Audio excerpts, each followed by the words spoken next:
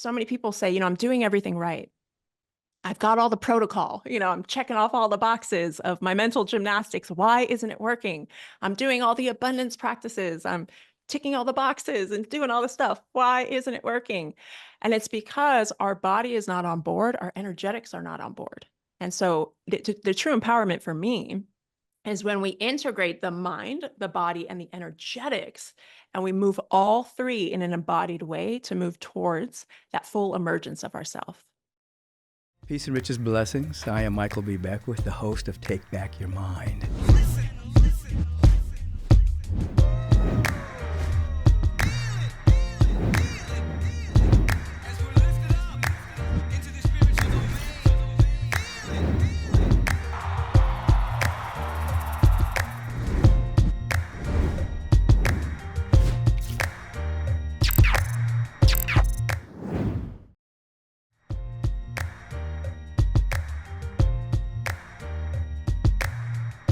Peace and blessings, everyone, and wake up to Take Back Your Mind. I am your host for this podcast, and so many people you have subscribed and have told your friends. The algorithm is going crazy. I appreciate that, but I more appreciate the fact that you're interested in the content and the wonderful guests I get to have here every single week. Individuals who have taken back their own mind, opened up their own heart, and doing magnificent things in the world as a shining example as to what you can do and what you can be. Because as I have said over the years, the universal presence has not made special people, but people who have specialized in excellence. They've specialized in their skill and their craft. And then when they move into the zone, the presence uses all that and pew, magic happens. So I have a musician with me today, Alexi. Hello, good to be here. I'm so glad you're with me. I appreciate your presence. I appreciate what you do on the planet. I appreciate your partnership with Preston. And you guys are just kicking cosmic keister. But before we get into the conversation, let's tell people, for anyone who may not know who Alexi Panos is, she's a leader in the Embodied Wisdom movement. She was named one of the Forbes top 11 women entrepreneurs. Incorporated Magazine top 10 entrepreneurs changing the world, and one of Origin Magazine's top creatives changing the world. So she's known across the board as an individual that carries embodied wisdom. She has an entrepreneurial spirit, and he's a featured expert in the documentary films, The Abundance Factor, Rise Up, and The Age of the Entrepreneur, weaving her experience in somatics, the nervous system, and trauma into everything she does. She's been one of the top female embodiment coaches for over 10 years. Whether she's supporting students in expanding what's possible through embodiment in the Bridge Experience workshops she facilitates, or liberating women worldwide. And this is the time of women, by the way, rising up that feminine and helping them reclaim their embodied feminine essence and unleash their aliveness in her program, Awaken the Muse. Alexi is a force to be reckoned with. I like to say she's a power to be reckoned with. I will take it. Yeah, because force and power are two different things. Power. That's very true. Nothing can touch that. She's the host of the top 10 self-improvement podcast, Unleashed. She's the author of the best-selling books, 50 Ways to Yay. I love this. It's so fun, right? Yeah. And Now or Never, and is the founder of the nonprofit Epic. And she's going to tell us what that means. I will. She's been bringing clean water to those in the developing world since 2005. I'm so proud of her. She's a proud mama. Check this out. Not 2, not 3, but 4 kids. Yeah. And the wife of fellow master coach, Preston Smiles. You saw him on my podcast just a few weeks ago. And now his better half. Don't tell him I said that. I won't. I mean, he's my better half in a lot of scenarios too. We fill in the gaps for each other. Well, that's what it's all about. People try to put down codependency sometimes. Right. I have to remind people that a bicycle has 2 wheels. That's right. One wheel is dependent on the other wheel, and that's how they go. So there's a downside and there's an upside to codependencies. You guys seem to carry the frequency of the high end of that in Yeah, terms. we've learned the hard way. Yeah. Well, put it like this, you learned on the field, you know, Yes, we did. and Oh, yes. it wasn't just theoretical. But let's just talk about that for a second because Preston told us, and I knew this already, but he told the podcast audience that his first date with you was at Agape International. That's right. Very That's first date. And fast forward, for those of you who don't know, this is a fun fact. The Rev actually married us. So you first date and then like the beginning of our chapter right. into husband and wife. I remember that facilitating that ceremony. I remember we were in the backyard somewhere. Yeah, it was like a warehouse, an antiques warehouse in LA Yes. that we rented. Yeah. Very beautiful and all these beautiful people. I remember on that same day, I was talking to Miranda Memeo, Oh, and yes. she had just gotten her contract signed for being in Chicago Fire that Wild. day or a few days before. So she was celebrating her launch into her next career. You guys were celebrating the launch into your next life. I remember that day very vividly. Yeah, it's a big day. It's a big day. But yeah, you've been instrumental in our journey. Not only our first date being at Agape, but I'm sure Preston shared, like you've been such an instrumental part in his journey. But before I met Preston, you were an instrumental part in my own journey as well. So spiritual liberation, your Yeah. books, the documentaries you've been featured in. I was a wisdom chaser, and I was a student of your wisdom. Oh, that's beautiful. I love it. Yeah. And I can feel it. I can feel it in you guys. I'm Yeah. like, is it okay for me to say, that I'm proud of you guys? I Uh, love it. Yes. you guys Well, just and you guys, thank you, because it's such a big testament to the work you do. Especially around the spiritual energetics of who we be as people.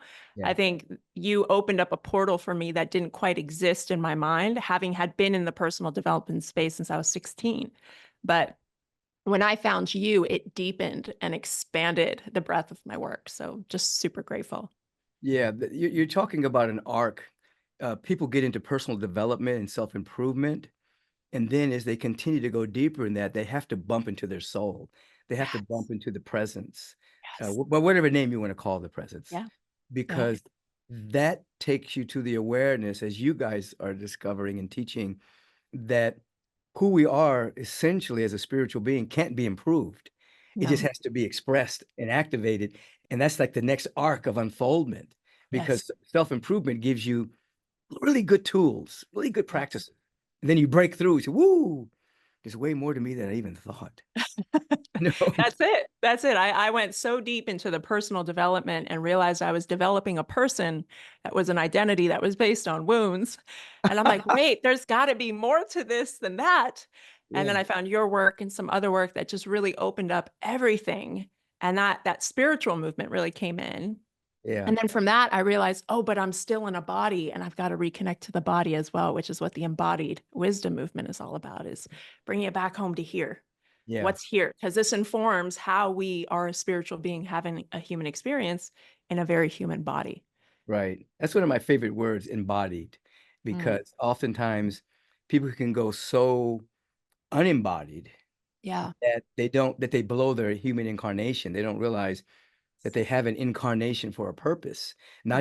not to escape it and to Mm, go out into the wide stratospheres of spirituality yeah. to actually bring that spiritual consciousness to your body, to like you're an entrepreneur, to Yeah. your business, to your Yes. relationships, to everything that you're involved in. So you're not trying to escape, you're trying to escape a limited paradigm to bring it here. Mm, When I look at your work, that's what I see. yeah. And we in your introduction, we talked about your somatics, Yeah. and the Yes. nervous system Yes. and things of that particular nature. I love that. Talk to us a little bit about that in terms of how you empower people with somatics, wisdom. Yeah. Just go. Just go, just float. Well, it's becoming a buzzword, Yeah, somatics, nervous system. We're starting to hear it more, which is beautiful because that means there's a collective awareness, a collective wake up to the fact that we do in fact have a body. We have a body. This body is beautiful. And unfortunately, this body has been ignored for most of us who live very modern lives. We mm, sit sedentary all day and we sit at our digital computers or on our phones, and We rarely spend time out in nature. We rarely are attuned to the body and what's happening inside the body. And so empowerment, while we can empower ourselves through, mental gymnastics and psychology and tools and personal development frameworks, which are all fantastic, we are actually governed by 95% of what starts in the body and the subconscious. Right. So Absolutely. if we want to empower ourselves, we've got to tap into and tune into the wisdom of our body. We have to get very familiar with our biology, what's happening in our nervous system. Yeah, We have to get really familiar with the shape that our somatic body, our actual physical body, has taken on, and the energetic body that lives just outside of our physical body. All of that is informing the world that we interface with. And so many people say, I'm doing everything right. I've got all the protocol, I'm checking off all the boxes of my mental gymnastics. Why isn't it working? I'm doing all the abundance practices. I'm ticking all the boxes and doing all the stuff. Why isn't it working? And it's because our body is not on board. Our energetics are not on board. And so the true empowerment for me is when we integrate the mind, the body, and the energetics, and we move all three in an embodied way to move towards that full emergence of ourself.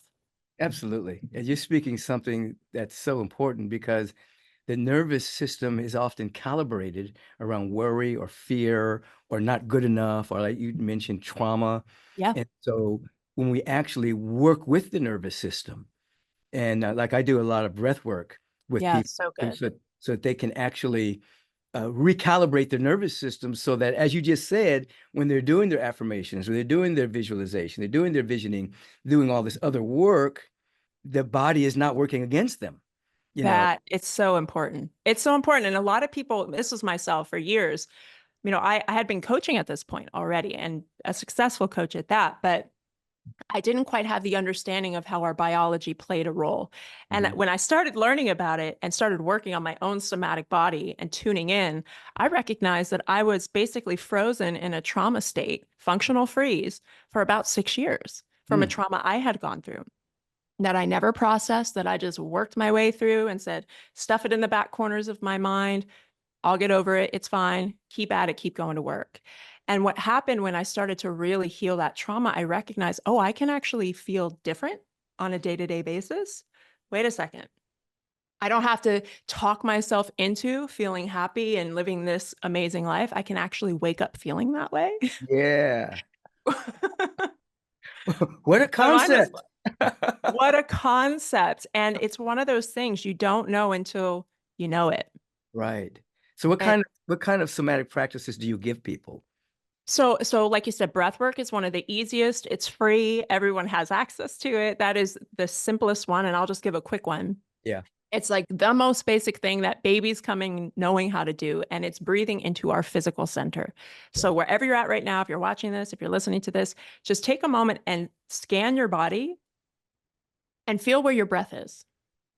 Is it tight? Is it up? Is it in your lungs? Do you need to exhale the abdomen a little bit? Do you need to loosen up the shoulders? And then when you have a state that's relaxed, then relax your jaw and you're going to breathe in through your jaw, bring that air all the way down to just below your belly button. Have that belly expand like a little baby or a balloon, and then breathe out, have it contract in. So we're moving the belly in and out instead of the lungs, like most people.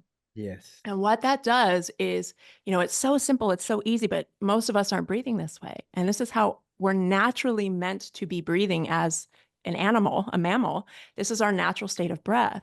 And what happens when the breath comes up to the lungs, we stay in this short capacity of our breath, which creates anxiety and stress. And we stay in a stress loop here. And then we wonder why we get overwhelmed quickly, or we feel anxious, or we're triggered easily, or we're short-tempered. It's because we're living most of our life up here. And usually when we sleep, we come back to that deep belly breath because we're not tight and holding. So that's a simple one anyone can do. I literally check in. I mean, when I went through my somatic practitioner training, I set alarms on my phone and I was doing this every 20 minutes, like Hmm. center. And it's just conscious breathing. And most of us are not doing this consciously.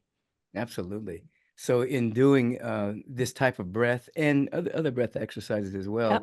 we're actually recalibrating our entire nervous system That's out of right. fight and flight. That's And, right. and then the vagus nerves gets involved. We go through the parasympathetic system relaxes, Yep. and we're not living in a fearful world. We're living in a world of peace that's within us. Whatever's going on outside there, we can't deny it. Yeah. But we're entering into that world with the feeling of safety and well-being that allows us to contribute that to the world. So you're talking about embodiment, you're talking about making a contribution, you're talking about people participating in the world from a different point of view. And you said something earlier I thought was very, very important. And you talked about when you were doing your self-improvement, you were really working on self-improvement. You were developing a person. Yeah. But when you're breathing and you're coming into a greater awareness of yourself, you're not developing a better person. You're discovering who you really are. Oh, I just got God bumps. That is it. That is Yeah. it. Because there is the person, the personality, the identity, the who we think we are Right. is often not who we actually are. It's who we became. It's who we became through trauma and childhood wounding and beautiful moments and hardcore moments and everything in between. And we have a story. Oh, this is just who I am. But Right. as you were speaking with the spiritual realm, it's like we recognize we are so much more than this 3D body. You know, we're 3D and 5D playing interchangeably. Yes. And that is such a beautiful dance. But if we're not playing in the wholeness of 3D and 5D together, we're missing the majority of who we are. We're not bringing that fullness. We're not bringing that light. We're not bringing that energy to our Absolutely. work, to our kids, to our relationship, to our love, to our, barista at Starbucks. We're not bringing it anywhere because we're stuck in the personality. And that Yes. is very limited. Very limited. And that I think is a good point that most people don't even see most of reality. They're seeing only a small piece based on the personality construct. And they Yes. think that's real. They think Yes. their personality is who they are. And you have people making excuses like, well, that's just the way I am. Right. That's the way I've always been. My aunt was like that. My grandmother was like that. My father, that's just who I am. And that's not who they are. No, That's you're the so much limited more. perspective on the personality construct. So you're helping people break free from that. Yeah, just by welcoming them back home to their body. It's like, welcome home. This is you. This is an aspect of your body that is the sacred vessel for your soul, right? And we can tap into and tune into the soul and the energetic field of who we are when we are tapped in and tuned into the body. And it is such a beautiful thing, more somatic practices that we do. There's so many, but it ranges from everything from simple breath work to complex breath work to embodied movement where, you're asking yourself what wave of current wants to move in my body right now. And can I honor my yes? Can I honor my no? What does that look like? How does it move? Where does it go next? Um, we do anger release, intense energy release, because I don't like to put anger on it because for some people, we've stacked traumas, we've stacked wounding, we've stacked emotions our entire lives. And we've Mhm. said, stuff it down, get through it, keep going, not important, or I don't have the tools to deal with this and I don't want to get lost in the sauce of Right. an emotional spiral. So we stuff it down and we forget that emotions are energy in motion. And if they're not in motion, they get stuck. And if Yes. they get stuck, we get rigid. And if we get rigid, we get tight energetically. And if we get tight energetically, we are literally walking around from our survival brain going, I'm bracing myself. What's next? What's going to happen to me next? And that's what we attract from. That's And right. and it's this concept that when I started learning it for myself, I'm like, oh my gosh, this makes so much sense. Why are we not learning this in the field of personal development? Why are we not talking about this? So that is precisely why Preston and I created the bridge, because it really is the bridge to the life that we have and the life that we say we want is through the body and your energetic field. And when we work that, we can change our life dramatically in days just by creating a relationship with the body. Right. Because you're actually changing your state of being. That's And then if yes, you normalize that state through continued practice, then yes, I like to say that that state then births the next stage of your unfoldment. that's You right. can't birth the next stage unless you are able to normalize that state. That. That's what you're seeking. That's what you're helping the people come into that this is who you are. This state is not just a high. Mm, It's a moment of freedom from your that. personality construct. Now, Yes. you keep, like you said, you did it every 20 minutes. Yes. Oh, yes. You became a practitioner of it. Yes. So then that became a state that birthed the next stage of your unfoldment.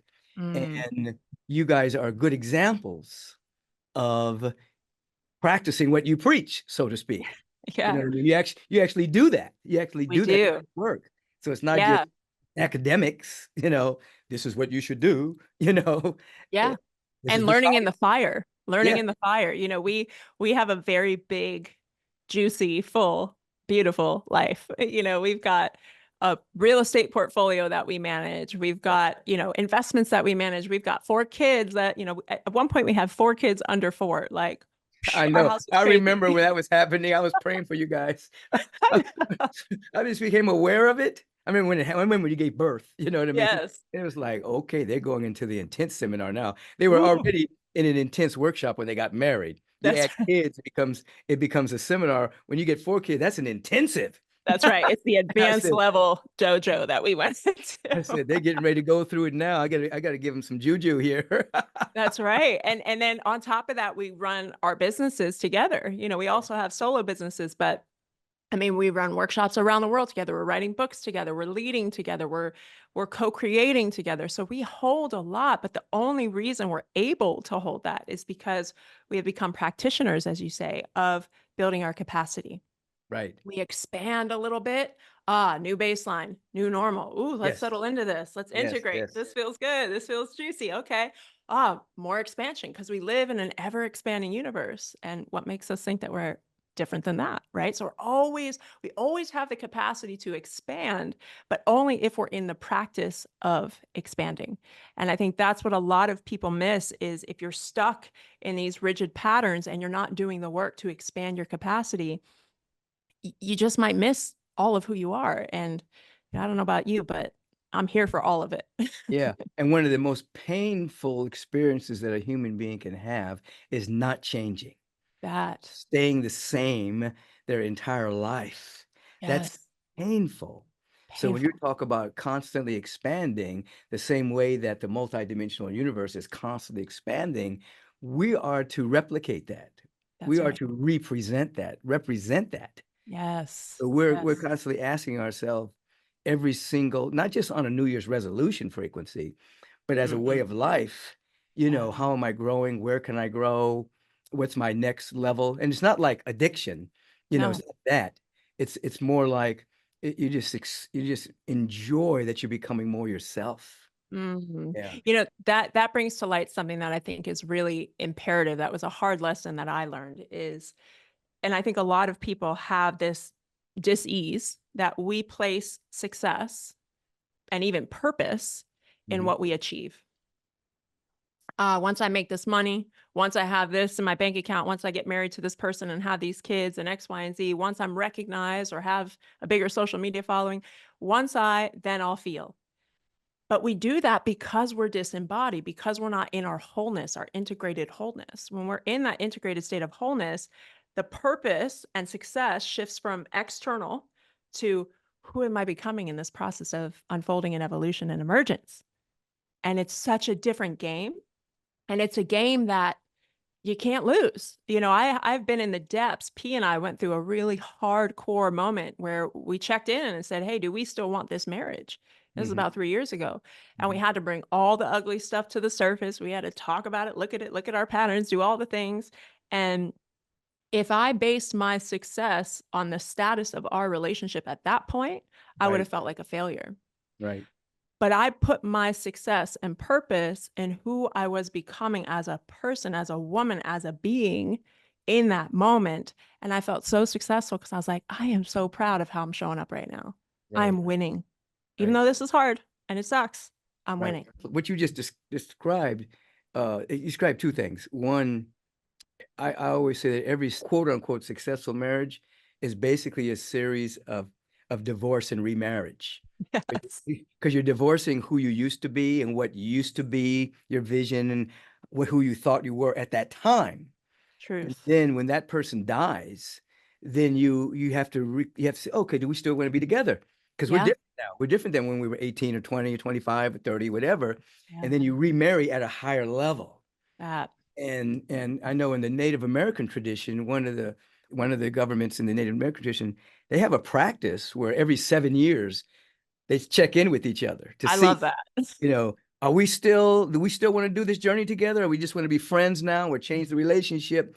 So Yes. it's the death do you part is the death of the personality of those persons that got married.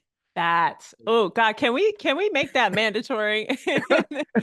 Well, I tell people don't get married to the state Yes. government, Right. get married to a state of consciousness and constantly just keep reframing that. Yeah. Well, and that's what we did. I mean, we literally got new rings. We had a burial ceremony at the Temple of See, Burning I Man. didn't know that. We were Yeah. like, all right, we need this marriage needs to die, this version. Thank you for your lessons, your blessings. We're grateful. And you need to die. It's time. Yeah. And we stepped into with new vows and new rings and new witness that we are stepping in and reclaiming each other in this new version. That's power. That's beautiful. Yes, another great example uh, Mm, of partnership mm, and transcending the egoic desires, but really wanting to grow together. That's very powerful. yeah. And earlier we used the word entrepreneur. How do you use your somatic practices and all the other gifts that you guys have? How do you help people move that into their entrepreneurial desires and expressions? How do you bridge that? Well, it's such a good question. I think, a lot of people come to Preston and I because we've been able to build a really successful coaching business and say, hey, can you teach me how to build a really successful coaching business? And we're like, yeah, come get in the room with us. Let's work on Mhm. your body first. And, they just want give me the strategy, give me the steps, give me the framework. And the truth is, no matter what framework or strategy you have, even if it's the best in the world, if the who that shows up to that strategy or framework is not fully integrated and living in your authentic truth and is not the full vibrational capacity of who you are as an integrated being, then you're going to miss. And you're going to miss because ultimately you're likely going to be moving from survival. You're Yes. likely going to be moving from personhood and the mind and strategy of who do I need to be in order to be loved, safe, accepted, welcomed? What do I need to achieve in order to be, okay, I'm safe now. I can exhale. And so we have to get you in a safe body first so that you're not moving from scarcity and survival. If we Mm. can do that, then we click you into this abundant viewpoint, this abundant body, this abundant field that can attract anything. It's unlimited It's because unlimited. you are the unlimited. So of course you're going to be then a beacon for the unlimited. And that's where success is almost guaranteed because again, success is about who you become and you become your fullness. You've already won. And when you've already won, everything else is a cherry on top. And you're like, this is great that I get to play in life this way. Oh my gosh. And people who have businesses that move from that space are so magnetic and attractive because there isn't that grasping desperation of I need this to make me feel whole. Right. Because if you're grasping and you're in desperation, you're not in the ideal state to even manifest what you think your mind wants to happen in the world. You're actually working against yourself. That's right. Energetically, you can't manifest from that level, or you'll just manifest the same thing over and over again. Yeah. Even if it's great, we work with a lot of people that want to do so much good in the world, but they don't realize how they are their biggest limitation. Right. They are they're in their own way. And it's because we're stuck so much up here. We're a bunch of heads walking around going, how do I control everything? And we cannot control everything. The only thing we have communion with, not even control, but communion with is our biology and our field and our energetics. If we can come into communion with that, we have more control over how we experience the world. And that's Absolutely. where the game changes. The universal law matches your vibration. And Yes, even if you don't even know exactly what you want yet, even if you're lifting your vibration and frequency, opportunities show up. they sure do. Possibilities show up you didn't even know existed because they're outside of your present paradigm. And So you good. It's so think, true. whoa, where did this come? How did I meet this person? How did this particular experience happen? Because Yeah. it's sometimes it looks like an accidental alignment. Mm, You lifted your vibration. And just like you, some people ask me certain things. I say, come hang out. Yeah. Just Yeah. hang out in the field. Just, Yes. whether you're on Zoom or whether you just come into the community, just hang out in the field, Yeah. because when I'm speaking, it's not just the words are good. I like the words that come out of my mouth. You got some good words. Yeah, but it's not, but the words are a carrier agent That's of a right. frequency. That's right. Just hang out in that.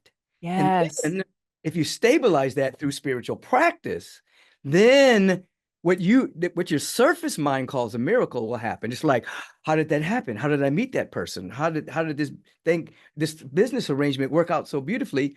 Well, you were the state. You were the That frequency, you were the vibration. that environment matters so much, and people downplay it of like, oh, I don't have time, or I can't do this course, or I can't go to Sunday service, or I can't do X, Y, and Z.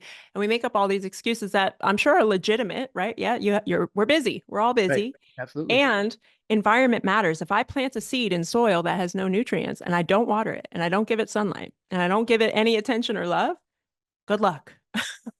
I had a thought the other day, and I used to, before I started Agape, we're in our 38th year now, Congrats. That's amazing. November, it'd be November 30th, it'd be 38 years. But I Wow. had this thought, and I was thinking pre-Agape. It Yeah. was just kind of like my mind was just kind of unfolding things that had occurred in my life. And I realized I was in really deep service at this metaphysical church called the Guidance Church of Religious Science before that. Hmm. I was there for 15 years. Wow. And I taught the teens, I taught practitioner classes. I was just in service. I wasn't trying to get anything Yeah. from, I was just totally in service. And then it was time for me to leave. It was time for me to come out of that and actually hear my own calling as to what I was to do, which would be totally different from what was being done then. It had Michaelism on it. Yeah. I realized, I said, you know what? I've been in spiritual communities at some way, shape, form, or another most of my life now. You Yep. know, I've been around high-minded people that have vision, possibility, that speak possibility, Mm. that are trying to be a better version of themselves Yeah. most of my life. And sometimes it doesn't blind me, but sometimes I feel like I'm in a bubble, Yeah. possibility, Yes. rather than a doom and gloom world, because I've just been around all these beautiful people, and then my students go out and do great things, Yeah. and they feed back to me, and it's just like the world is beautiful, but that's the world I choose to live in.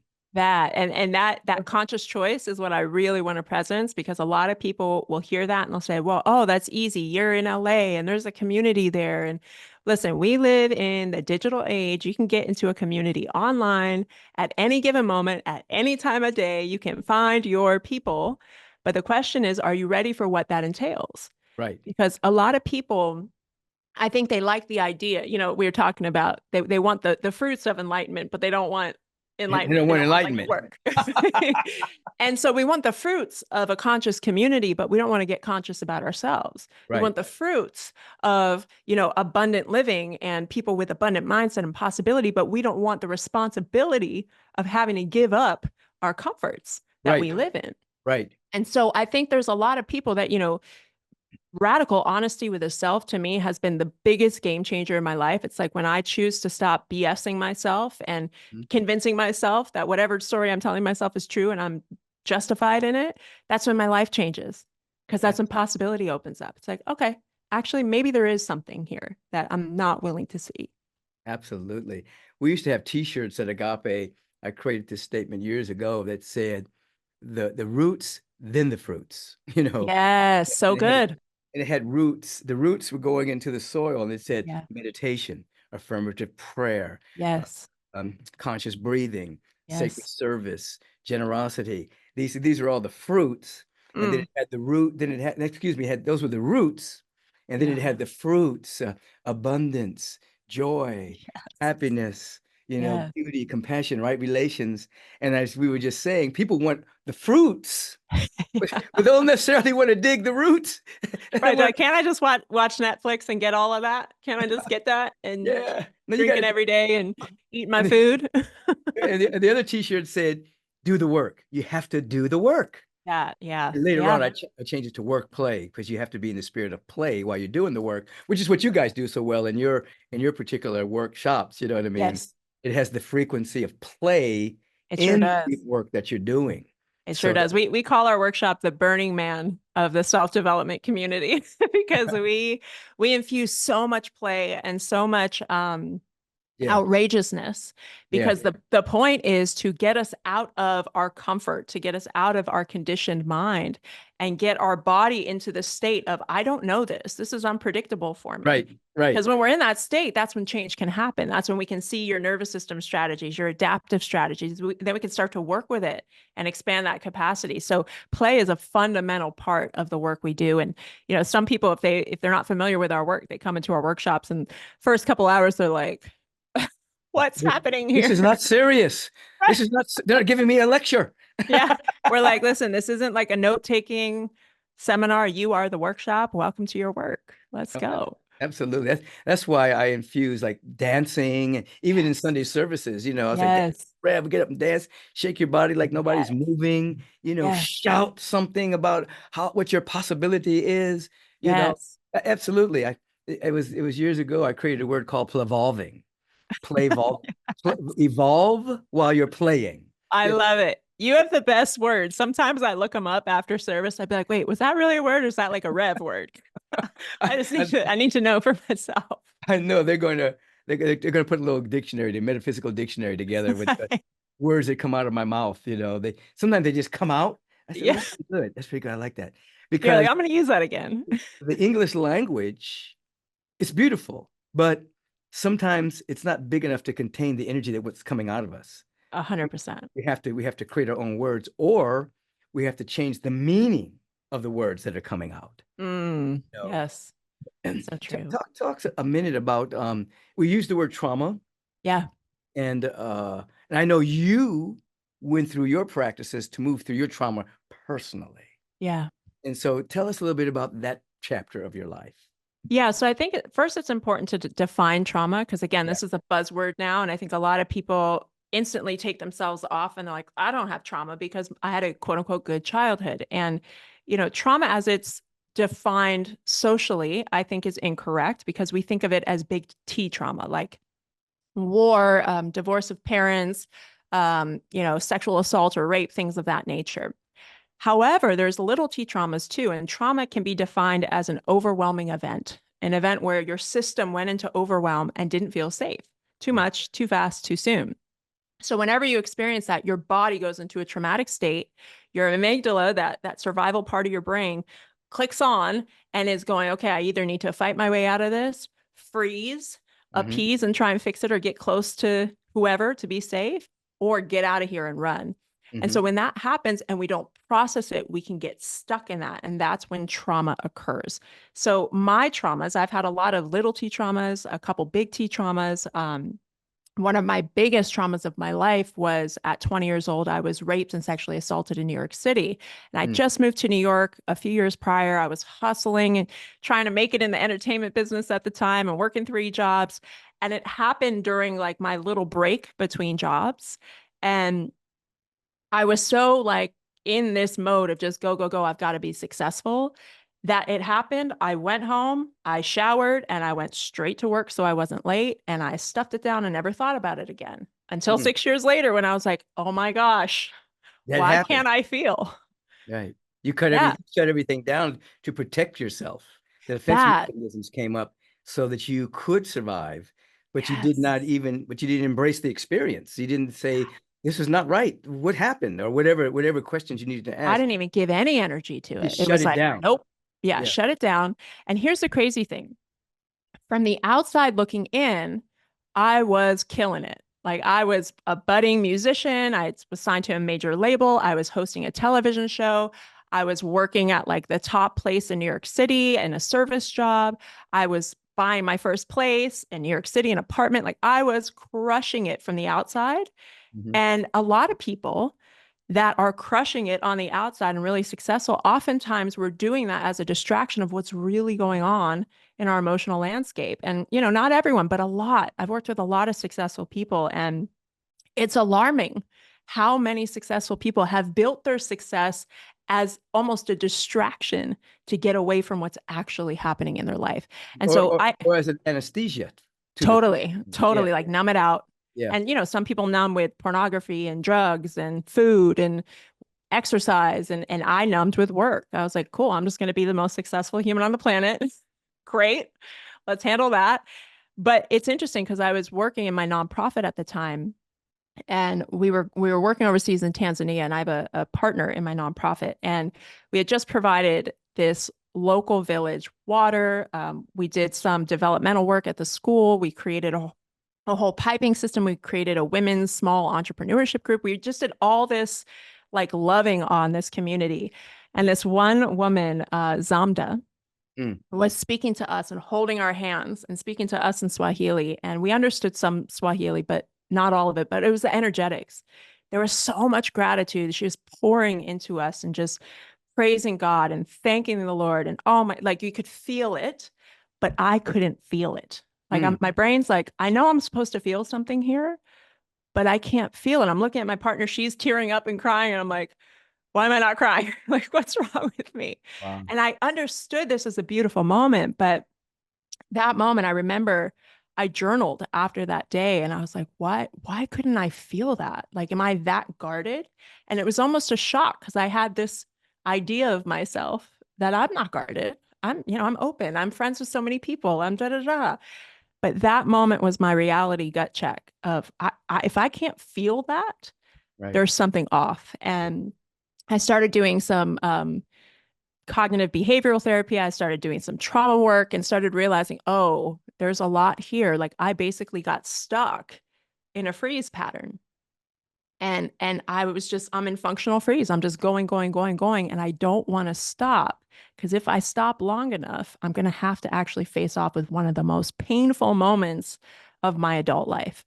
And that was the light bulb moment for me. That's the thing that opened up the gates to my spirituality, to doing this work, to supporting hundreds of thousands of people in releasing themselves from their traumas so that they have more space in their body to experience more of life. Wow. You said a lot right there. Mm. So at that moment when you couldn't feel, when did you realize that that was connected to the event in New York? So When did you? it took me a while. Yeah, Mhm, it took me a while. I think it was so far back in my mind that I almost quote unquote forgot about it. mhm, And so I went and I got a traditional therapist at first. mhm. I was just sharing with her like the symptoms of what I noticed, and she starts asking some really, amazing questions that start unpacking and have me thinking and looking at my world a little differently. She's like, "Have you ever been through anything that would be considered traumatic?" And I'm like, "No, I had a pretty good childhood. My parents divorced when I was young." And I'm like You didn't going even and like, think. I think I'm fine. I'm fine. That's a big block. Huge block. But here's the thing, the divorce, little t trauma in my world, because I felt like I handled it well, but it was still a trauma. Mhm. I also got parentified in that divorce, and at a very young age had to take care of the adults in my life. And so that little girl could never have needs, couldn't feel much of anything because she was so busy taking care of everyone else and trying to keep the peace. So when I had my own experience, well, there's no time for me. Get back to work, take care of everyone else. That's how you stay safe, Lex. You Right, stay safe when you take care of people. right, So don't be the one that needs to be taken care of, because then you're a burden. right. So then you were able to tie those together, and then you unpacked it. And so in the process of your unpacking, this is where your own somatic devices or exercises came in. You started. Well, first it was all mental unpacking. So I was doing a lot of talk therapy and really understanding and Mhm. moving to the post-traumatic growth and trying to understand why this happened and the lessons in it, which is beautiful. But what I recognized is I still had some triggers that showed up in my body. Yeah. I would see a man that looked like my perpetrator, same size, Mm. same way of being, same energetics. And my whole body would just, Did you know the person? Was this a stranger? it was a stranger who, it's a long story, but he basically was stalking me and got to me through my mother. Wow. Yeah, it's a very interesting story, Is he but still alive? I don't know because we had a fake name for him. And Okay. so we've tried to dig him up. And but what's interesting about it is that same summer in New York City, there was a man with a similar profile, and I don't know if it's the same man, but who with a similar car that was connected to a bunch of murders of young women about my age. Mm. And here's the crazy thing is they were brought to the similar area that I was brought to in Newark, New Jersey, just outside the city. So there were a lot of pieces that started clicking for me when I really started to look at this. Mm-hmm. And then I had all the shame come up. Oh my gosh, I'm coaching people and helping people. If I said something, I could have stopped this man from doing X, Y, and Z. And so then I go into blame Right. and shame. And so I just recognized, Rev, that there was so much stuck in my body that even though I understood it and had processed it emotionally and through talk therapy, my body was still like this, just Yeah. Yeah. tight, rigid, and so quick to triggers that reminded me like the make and model of his car. It doesn't mean that the Mercedes, that particular model, is traumatic, but it's now collapsed with a traumatic memory in my body. Right. So anytime I would see a silver Mercedes drive by, big body Benz, like my whole being would freeze. And so that's when I started doing some research. I found Peter Levine's work. I found somatic experiencing. I started learning about trauma and how we're animals and how we need to discharge the energy. And I'm like, how have I not heard any of this before? And it just made so much sense. And most importantly, it made a difference. In I your life. felt so free after doing that work that I was like, everybody needs to have these tools. Like, this is the most incredible thing. And, so many people come to our workshops and have processed some heavy stuff through talk therapy and personal development. And they're like, I'm good, I'm over it. And then when we get to the body, they realize there's this well of energy that still needs to move and have Yeah. space to be felt.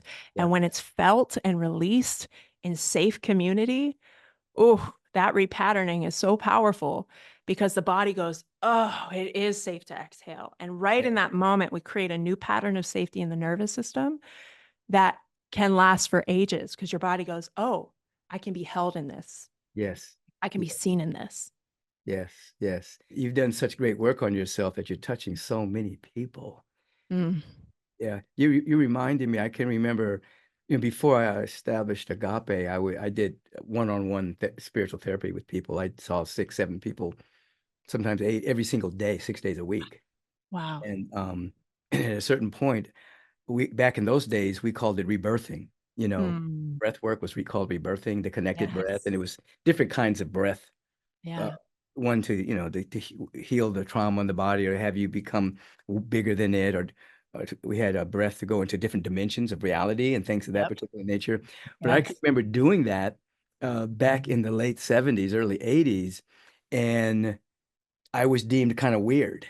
You know, Yeah, I can understand why. Because, like I'm sitting there doing traditional spiritual therapy, and then I said, yeah, okay, you need to lay on the couch. We're going to go through this breath because you're stuck. You're stuck right here. And we can talk about it all you want, but we're yeah, going to bubble it up into your awareness so that you can discharge it. yeah, You have really taken this work and allowed people to really recalibrate their nervous system yeah. so that they can really be themselves. Well, it's liberation. And that's Yeah. like the biggest thing is, one of my values has always been freedom. And I recognize that freedom as a concept of like attached to money or lifestyle or location or whatever it might be. It's such a superficial idea of what true liberation is. And Totally. when you taste true liberation in your body and you're no longer a slave to the societal shoulds of who we need to be and how we need to act and all these things, you realize true freedom just takes you. Yeah. It takes you being willing to liberate yourself from your own prison. And that is truthfully what we love to do. When we lead our workshops, P and I often look at each other and we're like, man, we would do this forever. Like we love this. I know. We I know. just love it.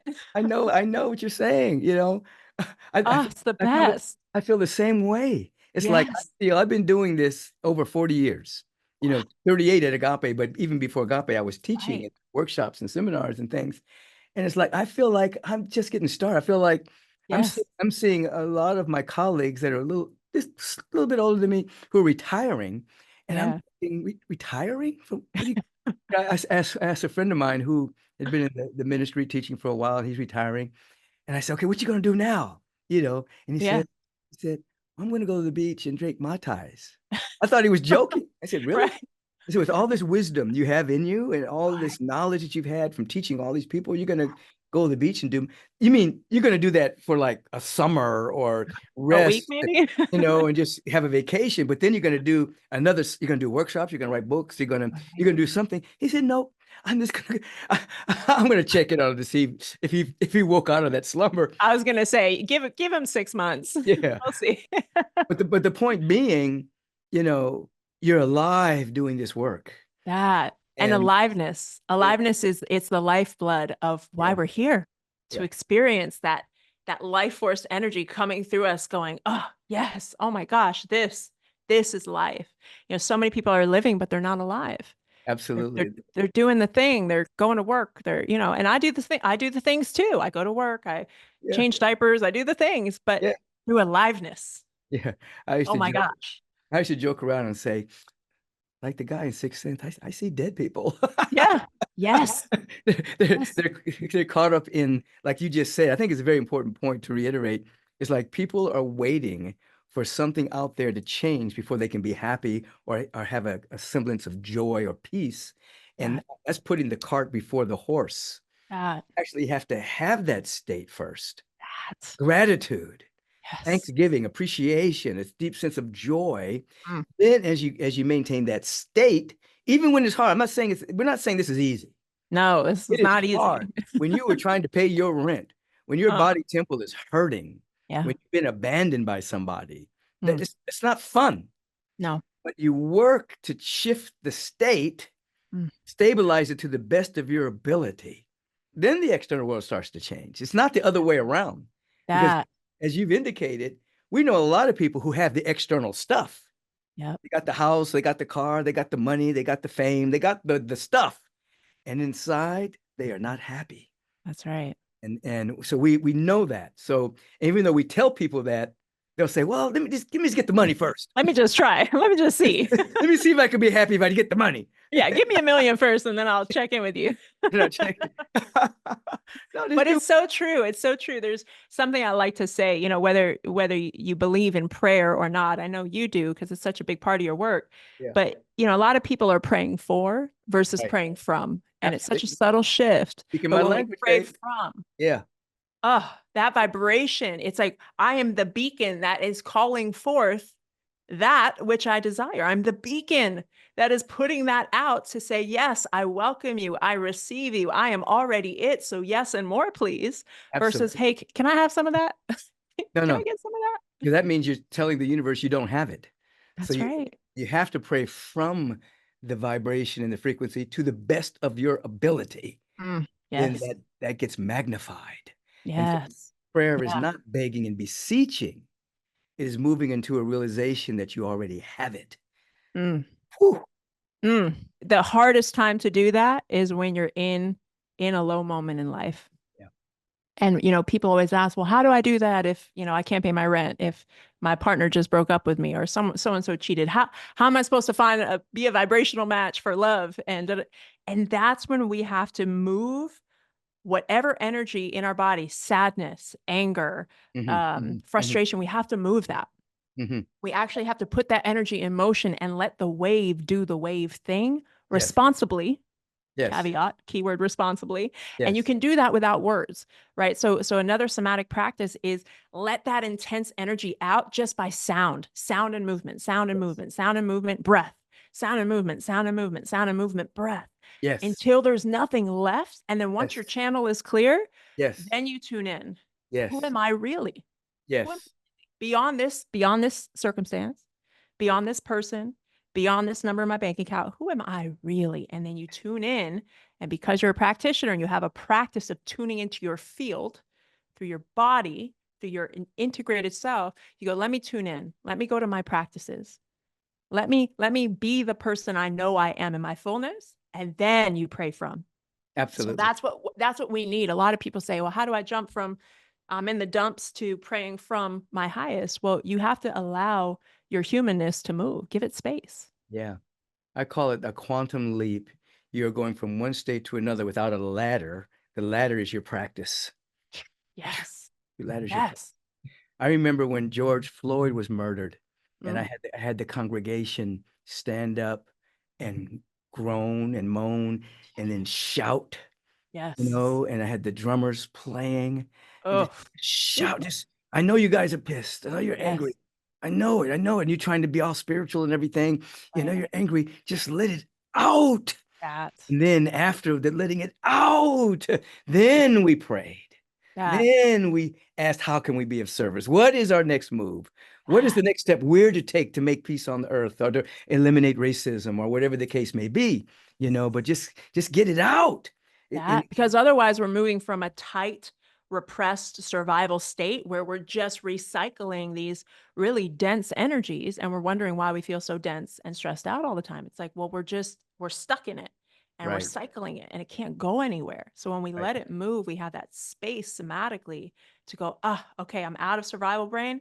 Now my learning brain can actually turn on because I'm not in a state of survival. Once my learning brain can turn on, then I can talk about compassion. yeah, Then I can talk about love. Then I can yeah. talk about solutions. Until then, I am moving from survival and I'm only going to get results that match me there. Absolutely. So what is your biggest, people like to use the word hack these days, but I ask this, everybody on the Take Back Your Mind podcast, what do you do? Like, you're probably going to tell me what you already said, but I just want to ask the question anyway. What is your quickest way that when your mind is caught in a swirl of whatever, what is your go-to practice right now? All right. My practice right now is twofold. It's that centering breath. So Hmm. whenever I catch myself in chaos, I know I'm missing centeredness. So I'm like, Right. oh, chaos, I need to be centered. Chaos, centered. So whenever I catch chaos, okay, Lex, breathe, come back to my center. Then I ask the question, what type of woman do I want to be right now? Mm. What am I choosing? Hmm. Hmm. And honestly, Rev, like that question has gotten me through some of like those like cry on the bathroom floor type of moments where you're Yeah. like, I just Yeah. don't want to get up. Right. Right. That question has gotten me up in my dignity, in my grace, in my self respect, in my love, in my compassion when I did not think I had it in me to find it. Yes. Yes, because what we teach, that's great. Thank you for sharing that, is that the universal presence by law will answer any question you ask. Mm, So when you ask that empowering question, you make yourself available, not to the trauma self answering, right. but you're making yourself available to your higher self answering that question of the universe, the presence of God, whatever you want to call it, Yeah. and now you get to unfold to your greater yet to be. Thank you for sharing that. Mm. Um, anything else? Anything else come up before we close off here? Oh, well, this was just such a fun and juicy conversation. I just want to remind people that no matter where you're at in your life right now, like so much is possible. So much is possible, even if it might not feel like it is. The number one thing I will say is get yourself in a community, get yourself in nutrient dense soil, surround Hmm. yourself where you can be fed, where your soul can be met and seen and loved and appreciated, Hmm. reminded of the good in people, whether that's agape or through the Revs programs or mine or Preston's or anybody else's, like find your people and pour in, pour in. Yeah. And what you'll discover, as I teach often, is that there's really one community, but it's in many Yeah, locations. that's right. You'll Yes. find your people with Preston Smiles. You'll find your people with Alexi Yep. Panos. You'll find your people at Agape. And a lot of it's all the same people, but in different locations. Sure is. So tell us how they can find you. Well, you can find me on Instagram at Alexi Panos. Come work with me. Come work with me in the room. It's my favorite work that I do. It's called the Bridge Experience, bridgeexperience.com. We usually train in Australia. We'll be there in October. We'll be in Austin. That's where I'm based. January, spring, and again in the fall. So come on and find us. Come work with us. Come learn about yourself. Come home to yourself. And yeah, come meet who you truly are. Hmm. Do you have a website as well? Yep, alexipanos.com. And if you want to, any ladies listening that want to really step into that feminine work and coming back to your wholeness as a woman, I've got a great freebie, awakenthemuse.com/receive. And it's a free training on really working your receivership as a woman. So if you're interested in that, check that out as well. Outstanding. Hey, everyone. We've been with Alexi Panos. Am I saying it right? I like to say Panos. Panos, that is the correct Greek way to say it. So Oh, you are okay. nailing it. I'm right on there. Okay. And you, Americans say Panos, so I like to say the way it Pano. works. I like a little flavor to it. So yeah. Yeah, little something, something, And so, I had her husband on a few weeks ago, Preston. They're a great partnership. You've heard her talk about it. So you know how to find her. Thank you so much for tuning in to Take Back Your Mind. I'm your host, Michael B. Beckwith. You can always find me at the Agape International Spiritual Center. And I just want to once again just thank you, Alexi, for just being with us today. Appreciate your presence, your energy, your enthusiasm, your radiance. It's without bounds. Thank you. I Thank you so respect much that. for being with me on Take Back Your Mind today. God bless you. Yeah. Do your kids know who I am? They've seen pictures of you, and we've watched a couple films with you in it, so they know. We say, "Oh, that's the man that married mommy and daddy." Oh, Well, give them a big hug for me I and tell them I will. asked about them. Say the Rev I asked will. about you. I will. Yeah, they're doing so good. We've got a whole little basketball team that we're just building over here in Austin, Texas. Fantastic. All right. Have a beautiful day. All right, you too, Rev. Peace and blessings. Hey, that was Alexi Panos. Alexi Panos. And what a beautiful spirit. And I love the story of her and Preston having their first date agape, and both of them independently getting a lot of their deep embodied wisdom from the community known as Agape International Spiritual Center. And now they have taken that and they're great world changers and allowing their uniqueness to take these universal principles and anchor them in their workshops, their seminars, and their way of life. So that was Alexi Panos. Thank you for tuning in. Remember, subscribe to Take Back Your Mind. Like it. Tell people about it.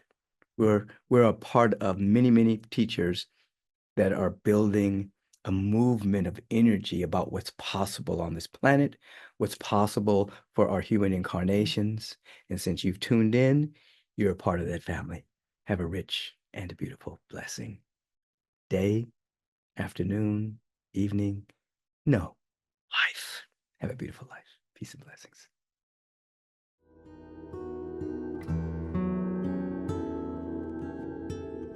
Dynamic blessings to you. And now is the portion of Take Back Your Mind podcast, which is all about practice, spiritual practice. As someone once said while they were in New York City, how do I get to Carnegie Hall? And the person said, practice, practice, practice. And so how do we get to another level of consciousness beyond our personality that creates a personal reality? Spiritual practice. How do we go to the next level of excellence in any area of our life? Practice. So meditation is a fundamental practice for spiritual liberation, which is the name of one of my books. And in my conversation with Alexi, we talked about somatic practices such as the breath work. Now, I'm a proponent of that, and I do breath work every single day. I do a certain breath that I do before I speak. Every Sunday, every workshop, every seminar, things of that particular nature. We're going to start off with the breath practice, and then we're going to go into sacred silence. The breath, this particular breath, it activates our vagus nerve, which then activates our parasympathetic system so that we come out of fight and flight and come into a greater awareness that we are safe, that we are whole, and that all that the universe is trying to give us in terms of safety and love and abundance, we get to receive it because we're not repelling it. This particular breath is you take some breaths in and you take more breaths out. Your inhalation is less than your exhalation. That seems counterintuitive, but it puts your body in a state of activating the vagus nerve, which activates the parasympathetic system. So you're going to breathe in to the count of 4, and you're going to breathe out to the count of 6. There are different ways to do this, but this is the one we're doing right now. In 4, out 6. It looks like this. I'm going to do 4, out 6.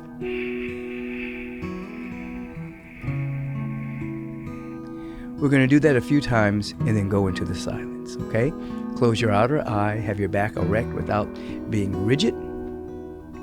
Say to yourself, I'm ready to be free. is breathe in to the count of 4. 1, 2, 3, 4. Sustain. Exhale to the count of 6. 1, 2, 3, 4, 5, 6. Inhale 4. 1, 2, 3, 4. Exhale 6. 1, 2, 3, 4, 5, 6. Once again, inhale to the count of 4. 1, 2, 3, 4. Sustain. Exhale. 1, 2, 3, 4, 5, 6. Now do it without me counting. Just do 4 and 6.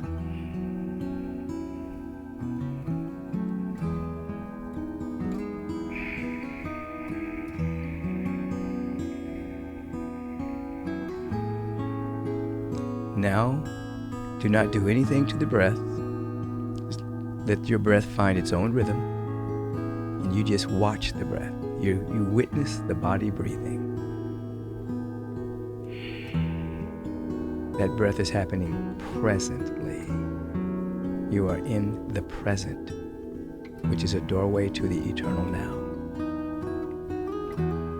Your attention is on your intention to wake up to your glorious nature, to wake up. Be with that for a moment.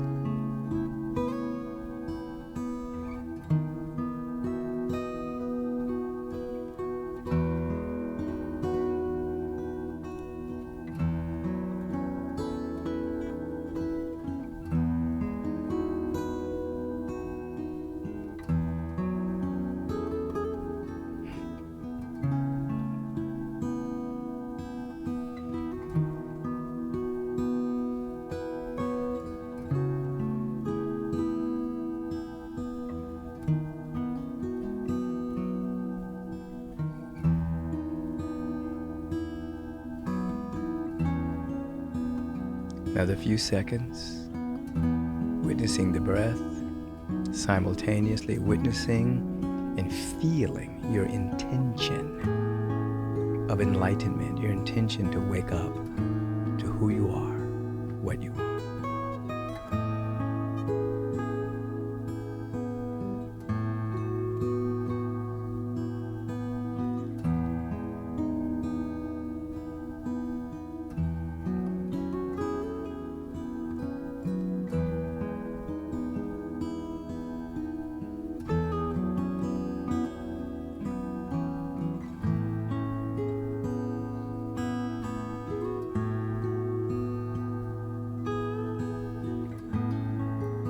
Feeling tone of this intentionality to wake up to our glorious nature, the next great vision and version of ourselves forever and forever unfolding. We find our way to the place of thanksgiving and appreciation, that particular state of gratitude.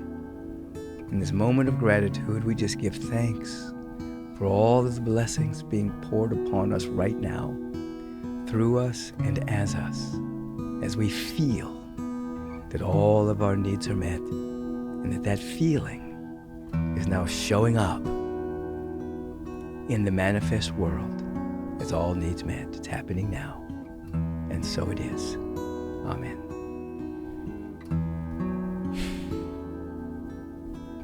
Thank you so very much for a slight bit of practice. It is not that practice makes perfect. It is the practice of perfection that makes perfect. Because many people are practicing worry. You are practicing your connection with the divine. Dynamic blessings. Have a beautiful day.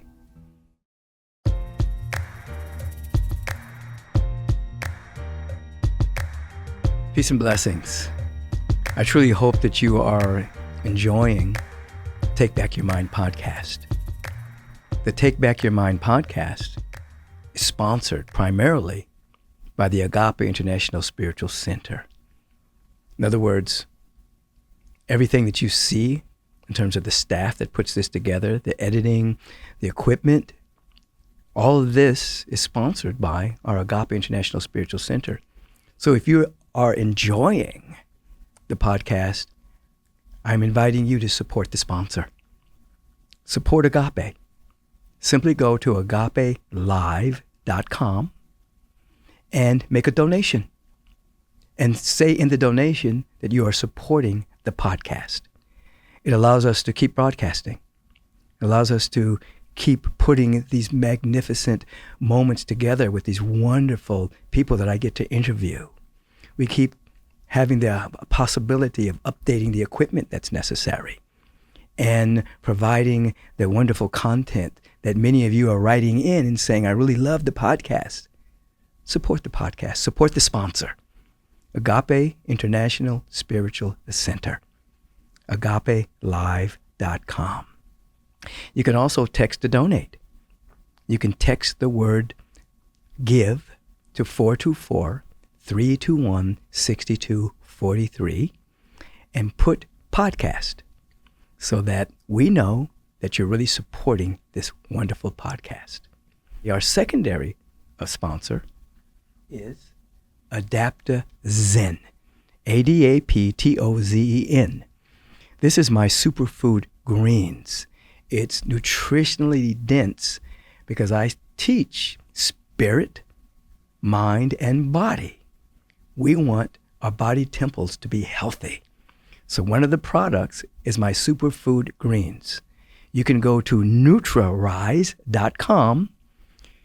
Those three little lines you see, you hit those three little lines and you'll see AdaptoZen. There's two products, my superfood greens and a product called Elevate, which are organic mushrooms for your health. You can put both in your smoothies so that you have main ingredients for the health of your body temple. These are our sponsors. Primary sponsor, Agape International Spiritual Center. Secondary sponsor, AdaptoZen. I want you to be healthy. I want you to be wise. Circulate and share. Peace and blessings.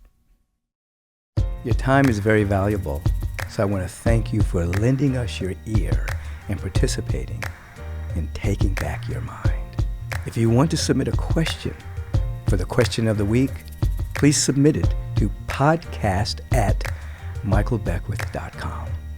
If you've enjoyed what you've heard today, please submit a review and let us know your thoughts. Stay on top of current episodes by subscribing to the podcast so that you'll receive alerts and not miss one single episode.